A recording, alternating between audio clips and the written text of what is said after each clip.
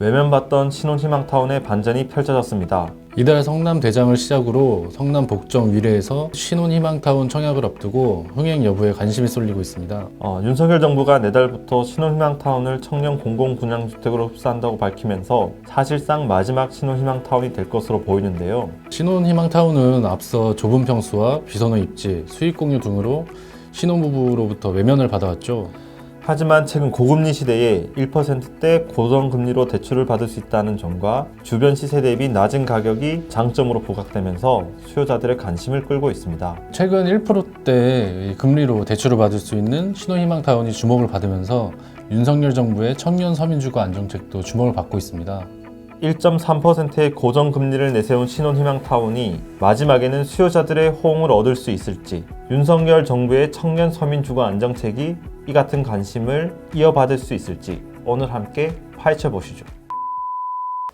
네, 안녕하십니까. 네, 머니방위대의 머니맨 송준영 기자. 임대민 기래성 기자입니다. 네, 임대민님. 네, 안녕하세요.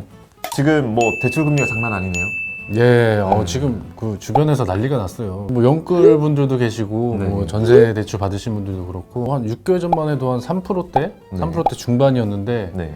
최근에 6%, 7%로 올랐다는 문자를 받았다고 하시더라고요. 그래서 그게 굉장히 무섭더라고요. 저도 신용대출을 들고 있는데 금리가 변동되었습니다. 이렇게 하고 문자가 오더라고요. 예, 혹시 뭐 대출 가지고 계신 게 있으신가요? 지금 예, 좀 있습니다. 되게 뼈아프시겠네요. 지금 상황이 맞죠? 예, 지금 금리가 너무 올라서. 그럼 그전 한번 제가 한번 여쭤볼게요. 네. 지금 상황에서 1% 대출 금리라고 하면 좀 어떻게 느껴지세요? 거의 거저죠. 예. 그러니까요. 지금 뭐 6, 7% 하는 상황에서 1%면 엄청나게 낮은 거죠. 예. 네. 근데 뭐 1%대 뭐 그런 대출이 있다는 말씀이세요? 뭐 1% 대출이라기보다는 네. 신혼희망타운 저희가 사실 처음에 다뤘었잖아요. 네네. 근데 이 신혼희망타운이 다시 주목받고 있다고 합니다. 제가 이거는 본론에 들어가서 다시 이야기 드리겠습니다. 네. 네, 원희민님, 그러면 오늘의 주제는 뭔가요? 네. 그래서 준비했습니다. 오늘의 주제는 금리 1%대 신혼희망타운 마지막 불꽃 튀울까입니다.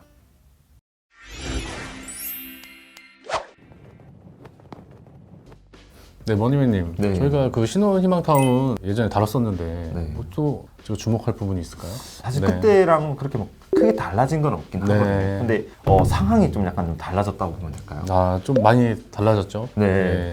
그래서 그전에 약간 신혼희망타운이 무엇인지에 대해서 간략하게 좀 설명을 드리면은 문재인 정부가 처음 선보인 특화형 주택 공급 정책이었습니다. 그게 2018년도에 도입된 건데 무주택자이면서 혼인기간이 7년 이내거나 6세 이하 자녀가 있는 부부, 혼인신고 예정인 예비 부부를 대상으로 주변 시세보다 20, 30% 싸게 공급을 해서 주거 안정을 좀 도모하겠다. 이런 취지로 나온 거였거든요. 좀 인기는 없었죠, 사실. 그동안에 2018년도 이후에 부동산이 계속 우상향됐고 네. 뭐 중간중간에 또 급등하기도 했고 그랬었잖아요. 네. 근데 이게 비판을 많이 받았던 이유가 첫 번째는 이게 너무 좁다. 환산을 하면 한 25평 되긴 하지만 그래도 신혼부부가 나중에 아이를 낳고 살아가려고 하면은 작은 거 아니냐 평수가. 두 번째는 이게 수익을 공유를 해야 돼요. 특정 금액 이상을 이 대출을 받게 되면은 네네. 수익을 공유를 해야 되는데 이게 의무거든요.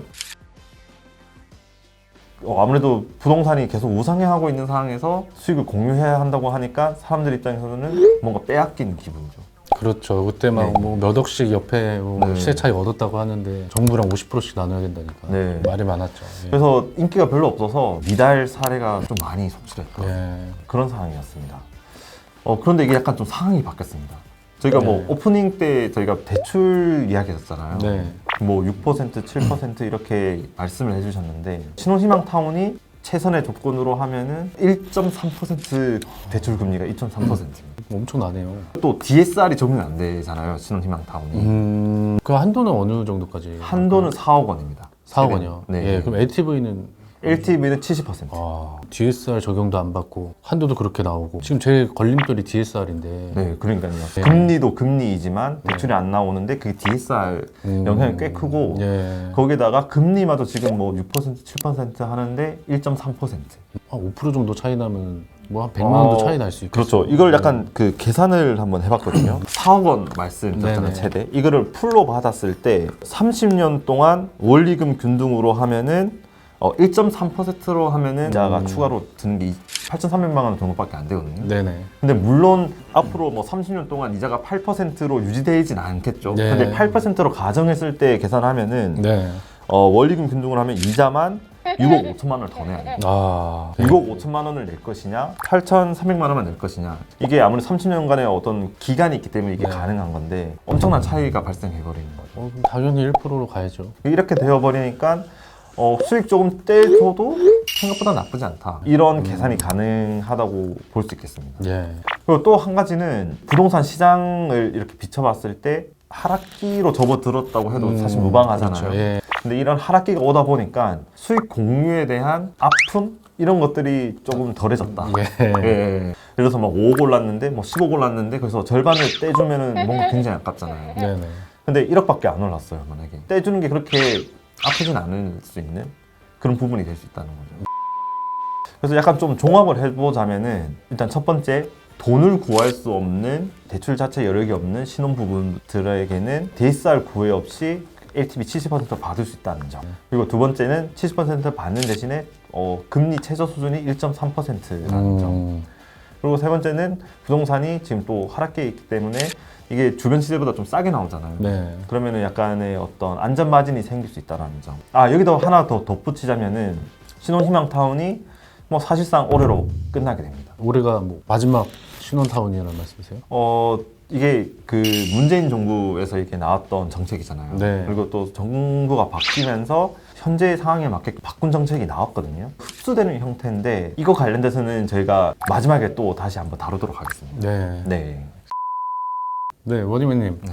아니, 마지막이라고 하니까 확 솔깃해지는데. 아, 그렇죠. 네. 예, 어느 지역에서 나오나요? 우선 최근에 진행됐던 건으로 보면은 신혼희망타운에 대한 인식이 약간 좀 바뀌었다는 걸 좀 약간 엿볼 수 있거든요. 네. 네. 지난 7일에서 8일 동안에 네네. 성남 판교 대장 신혼희망타운을 이렇게 청약 접수를 했거든요. 네네. 대장 하니까 약간 좀 이야기가 많이 나왔던 곳이긴 하지만 네, 여기가 청약 접수를 했는데 749세대 모집에 2,677명이 지원했습니다. 네. 3.57대 1의 경쟁률인데 네네. 그동안 사실 뭐 미달이 정말 많이 나왔었잖아요. 신혼희망타운에서. 이 정도 수치 경쟁률은 좀 생각보다 좀 의외다. 예. 신혼희망타운에 대한 어떤 인식이 그 2, 3년 전과는 약간 좀 달라진 부분이 있다. 약간 이렇게 해석을 할 수 있겠습니다. 네, 최근에 서울 아파트들도 다 미달이 나오는 그렇죠. 상황이어서 예. 저희가 처음에 이게 단점으로 말씀드렸던 그 좁은 평형 이런 거 이야기했었잖아요. 네. 근데 수요자 입장에서 보면은 어떤 작은 평수를 원하는 수요자들도 있을 수 있고 네. 네, 큰 평형을 원할 수 있는 수요자들도 있는데 네.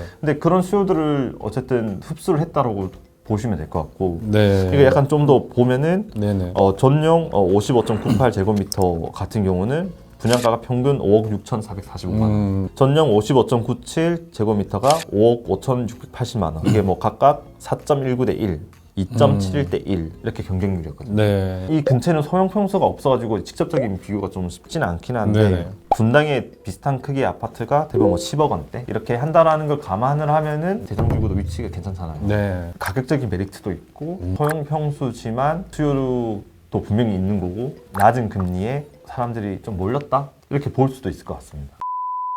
이제 또 남은 물량이 있나요? 네. 네. 이제 몇 개 안 남았거든요. 몇 개 안 남았는데 네네. 이게 좀 설명을 드리면은 영상이 나갈 때쯤에도 이 공고가 나올 수 있긴 하거든요. 네. 이번 달 중에 네. 성남 복정 1지구 A2 네. 블록 네. 여기 258가구가 나오고요. A3 블록에서 210가구. 네. 다음 달에는 위례에서 A2-7 블록에서 440가구 모집 공고가 나올 예정입니다. 예. 네. 입지는 진짜 괜찮네요. 입지도 나쁘지 않고 네. 좀 자금적으로 약간 좀 부족하신 분들 입장에서는 메리트가 그 2, 3년 전보다 훨씬 더 좋아졌다. 이렇게 보시면 될 것 같습니다. 예. 네, 원희맨님. 네. 아, 이제 이 물량이 마지막이라고 하셨잖아요. 네. 예. 근데 또 아까 이게 완전히 사라지는 건 아니다 이렇게 말씀을 하셨어요. 네. 예. 그거 좀 설명을 해주시죠. 네. 제일 잘 아시겠지만 설명 좀 드리자면은 네.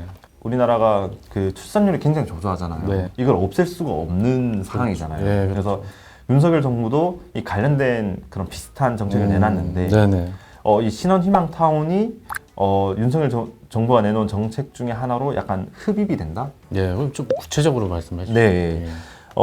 그 윤석열 정부에서 저번 달에 그 청년 서민 주거 안정을 위한 공공주택 50만 호 공급 계획을 이렇게 발표했습니다. 예. 이 공공주택 청약을 세 가지로 나눕니다. 나눔형, 선택형, 일반형으로 이렇게 나눠져 있는데 여기서 살펴볼 게 나눔형입니다. 신혼희망타운이 나눔형으로 흡수가 돼가지고 네네. 나눔형이라는 형태를 통해서 신혼희망타운과 비슷한 그런 물량이 나오게 되는 거예요. 네네. 이 공공주택 나눔형을 보면은 이것도 약간 좀 비슷한 측면이 있거든요. 네네. 일단 DSR 적용이 안 됩니다. 그리고 그리고 시세 70% 이하로 분양을 받고 의무 거주 기간 5년 이후 공공 판매 시 매각 시세 차익의 70%를 보장받습니다. 네. 아까 전에는 50%였잖아요. 20%더 보장받을 수 있는 겁니다. 네. 그리고 여기에다가 최대 80% LTV. 네. 10%더 올렸네요. 네, 10% 좀 더 올려서. 네. 그리고 또 하나는 이게 80% 올린 만큼 상한선도 4억에서 5억 원으로 올렸습니다. 40년 장기 모기지가 가능합니다. 예. 네. 근데 여기 최저금리가 1.9%. 아. 사실 이것도 그렇게 높진 않은 거죠. 그렇죠. 지금으로 네. 따지면은 그래도 괜찮은 금리인데. 네. 예. 그러니까 좀 네. 금리가 오르긴 했지만 네. 이제 시세 차익 70%, 네. 그러다 LTV가 10% 오른 80%. 네, 돈이 더 많이 나와요. 예. 물론 좀 작은 여력이 되고 이런 나눔형, 그러니까 수익을 공유하는 게 나는 싫다라고 하시는 분들은 신혼 뭐 특공 뭐 이런 것도 있으니까 네네. 이 다양한 선택지가 생겼다 이렇게 보시면 될 것 같습니다. 예. 네, 그러면은 지금 그 신혼희망타운들은 네. 입지가 되게 좋잖아요. 네. 예, 뭐 성남, 복정, 뭐 위례면 거의 네. 서울인데 요 나눔형 네. 요거는 좀 정해진 데가 있을까요? 정해진 곳이 있긴 합니다. 윤석열 정부는 더 좋아졌다고 얘기를 하긴 하거든요. 아, 입지가 더 좋아졌다고 얘기 홍보를 하는데 서울 내에도 많이 나옵니다. 마곡, 면목, 네. 위례, 서울 지역 역세권에 이렇게 네. 또 물량이 나올 거고 네네. 그다음에 고덕 당일, 고양 창릉, 남양주 왕숙, GTX 노선이 이렇게 포함되는 거기서도 물량이 나올 거거든요. 예. 이게 어떻게 보면 사전 청약 그거랑 약간 맞물려서 이렇게 아마 되는 걸로 알고 있는데. 네. 그래서 지금 또 서울시에서 역세권 쪽으로 이제 개발한다고 하잖아요. 네. 그쪽 물량으로 같이 포함될 수도 있겠네요. 이게 앞으로 물량이 서울 내에서 이렇게 나오면은 네. 서울 거주하시는 분들 입장에서는 생각보다 메리트가 꽤 높죠. 예, 원희민님 그러면은 요 물량들은 네. 좀 언제쯤 나올까요? 빠르면 올해 말부터 나옵니다. 네, 이게 올해 말부터 시작되는 사전 청약에서 이게 물량이 포함되거든요. 네. 그래서 고덕 강의 3단지, 고양 창릉 S3 블록, 그다음에 남양주 양정 역세권 A2 블록. 예. 이 중에서 또 나눔형으로 나오니까 음. 신혼희망타 같은 경우는 약간 지역이 겹치지는 않거든요, 지금. 네네. 네. 그래서 본인의 상황에 맞는 그런 곳에 청약해보는 것도 나쁘진 않을 수 있겠다.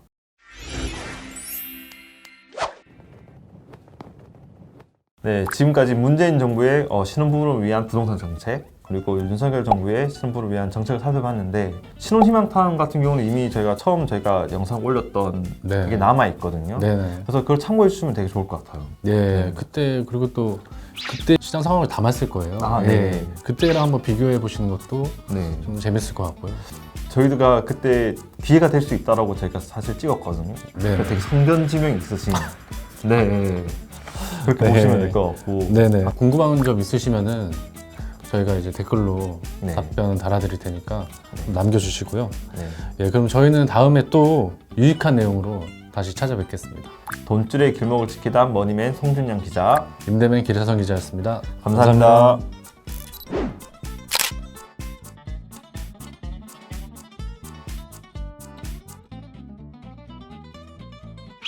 돈줄의 길목을 지켜드립니다.